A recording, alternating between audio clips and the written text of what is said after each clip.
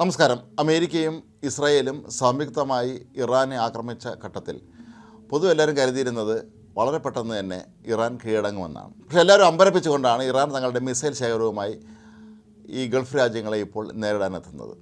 ആയിരക്കണക്കിന് മിസൈലുകൾ അവരുടെ കൈവശമുണ്ട് എന്നാണ് പറയപ്പെടുന്നത്. ഇറാനെ സംബന്ധിച്ചിടത്തോളം അവർക്ക് പോർ വിമാനങ്ങൾ അധികമില്ല. മാത്രവുമല്ല, നേരത്തെ അമേരിക്കയിൽ നിന്നും മറ്റും വാങ്ങിയിരുന്ന വിമാനങ്ങൾക്ക് തന്നെ അമേരിക്ക ഉപരോധം ഏർപ്പെടുത്തിയ പശ്ചാത്തലത്തിൽ സ്പെയർ പാർട്ട് വാങ്ങിക്കാൻ പോലും പറ്റാത്ത അവസ്ഥയാണ്. റഷ്യയിൽ നിന്നും മറ്റും ലഭിച്ച യുദ്ധവിമാനങ്ങളാണ് അവരുടെ കൈവശം കൂടുതലും ഉള്ളത്. ഏതായാലും ആ നഷ്ടം നികത്തുന്നതിന് വേണ്ടി തന്നെയാണ് വളരെ നേരത്തെ തന്നെ കൃത്യമായ ആസൂത്രണത്തോടുകൂടി ഇറാൻ മിസൈലുകളും ഡ്രോണുകളും നിർമ്മിക്കാൻ തുടങ്ങിയത് എന്നാണ് പറയപ്പെടുന്നത്. ഇറാൻ്റെ കൈവശമുള്ള മിസൈലുകളെ ശരിക്കും പേടിക്കേണ്ടതുണ്ടോ, ഭയക്കേണ്ടതുണ്ട് എന്നാണ് പൊതുവെ നമ്മുടെ നാട്ടിലെ മുഖ്യധാര മാധ്യമങ്ങൾ പലരും വാർത്തകൾ നൽകാറുള്ളത്.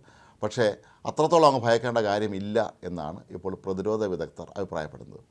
അവർ പറയുന്നത് എല്ലാ രാജ്യങ്ങളുടെ കൈവശം ഉള്ളതുപോലെ ബാലിസ്റ്റിക് മിസൈലും ക്രൂസ് മിസൈലും ഒക്കെ തന്നെയാണ് അവരുടെ കൈവശവും ഉള്ളത്. പ്രതിരോധ വിദഗ്ധന്മാർ ചൂണ്ടിക്കാട്ടുന്നത് ഈ മിസൈലുകൾ തന്നെ പോർമില്ല, അതിൻ്റെ ഫ്രണ്ടിൽ ആണവായുധം ഘടിപ്പിച്ചാൽ മാത്രമേ ഇതിന് ശക്തി ഉണ്ടാവുകയുള്ളൂ എന്നാണ്. അതല്ലെങ്കിൽ സാധാരണ ഏതൊരു മിസൈലിനെയും പോലെ അയൽ രാജ്യങ്ങളിലേക്ക് ഇത് അയച്ച് അവിടുത്തെ ജനങ്ങളെ പേടിപ്പിക്കാൻ മാത്രമേ ഇത് സഹായിക്കുകയുള്ളൂ എന്നാണ് അവർ പറയുന്നത്.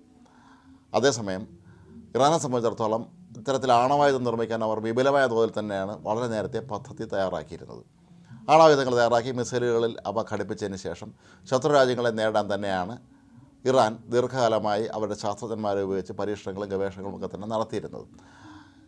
ഇറാൻ്റെ പ്രധാനപ്പെട്ട ആണവ ഗവേഷണ ശാസ്ത്രജ്ഞന്മാരെയൊക്കെ തന്നെ നേരത്തെ ഇസ്രയേൽ വധിച്ചിരുന്നു എങ്കിൽ പോലും ഇക്കാര്യത്തിൽ അവരൊരു വലിയ വിജയത്തിലേക്ക് നീങ്ങുന്ന ഘട്ടത്തിലാണ് ബരാക് ഒബാമ കൃത്യമായ ഐക്യരാഷ്ട്രസഭയുടെ സഹായത്തോടെ അന്ന് ഇറാൻ്റെ ആണവായുധ നിർമ്മാണത്തിന് തടയിടുകയായിരുന്നു. മാത്രവുമല്ല, അന്താരാഷ്ട്ര ആണവോർജ്ജ ഏജൻസിയിലെ ഉദ്യോഗസ്ഥന്മാരെ കൊണ്ട് വിദഗ്ധന്മാരെ കൊണ്ട് ഇറാൻ്റെ ആണവ നിലയങ്ങൾ പരിശോധിപ്പിക്കാനും അന്ന് ഐക്യരാഷ്ട്രസഭ കൊണ്ട് ഉത്തരവിടിക്കാൻ ഒബാമയ്ക്ക് കഴിഞ്ഞിരുന്നു.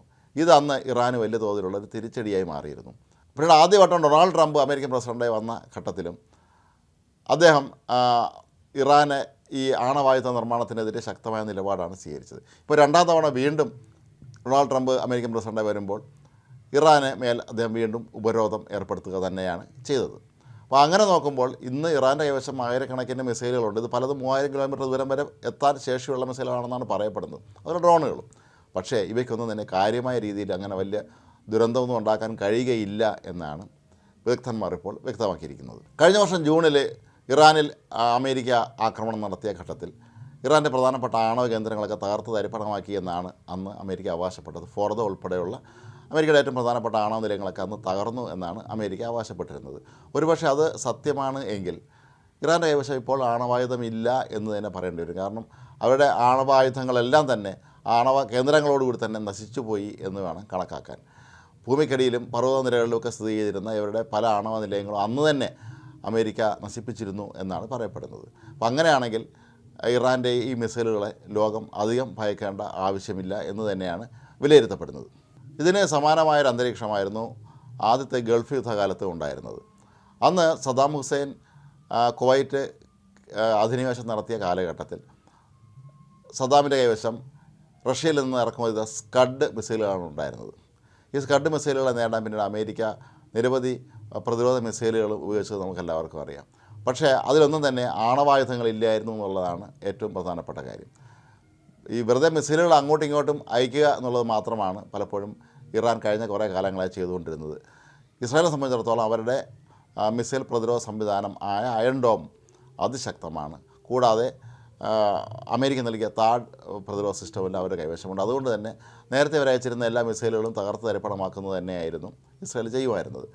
അതുകൊണ്ട് തന്നെ ഇപ്പോഴും ഇറാൻ അയക്കുന്ന മിസൈലുകളെ തടയാനൊക്കെയുള്ള ശേഷി ഇസ്രായേലിനുണ്ട്, അതുപോലെ ഗൾഫ് രാജ്യങ്ങൾക്കൊക്കെ ഉണ്ട്. പക്ഷേ പലപ്പോഴും കഴിഞ്ഞ ദിവസങ്ങളിൽ തന്നെ സംഭവിച്ചത് ഒരുമിച്ച് ഒരു 10-20 മിസൈലുകൾ അയക്കുമ്പോൾ അതിനെല്ലാം ഒരുമിച്ച് തടയാൻ മിസൈൽ പ്രതിരോധ സംവിധാനത്തിന് കഴിയുകയില്ല. 1-2 മിസൈലുകൾ താഴെ പതിക്കുക തന്നെ ചെയ്യും. അങ്ങനെയാണ് ചില ഗൾഫ് രാജ്യങ്ങളിലൊക്കെ തന്നെ ചില്ലറ ദുരന്തങ്ങളുണ്ടായത് എന്നാണ് പറയപ്പെടുന്നത്. അപ്പോൾ ഏതായാലും ഇറാൻ്റെ കൈവശം ആണവായുധമില്ലാത്തിടത്തോളം കാലം ആരും ഇറാനെ അങ്ങനെ ഭയക്കേണ്ട കാര്യമില്ല എന്ന് തന്നെയാണ് പ്രതിരോധ വിദഗ്ധരുടെ അന്തിമ നിഗമനം.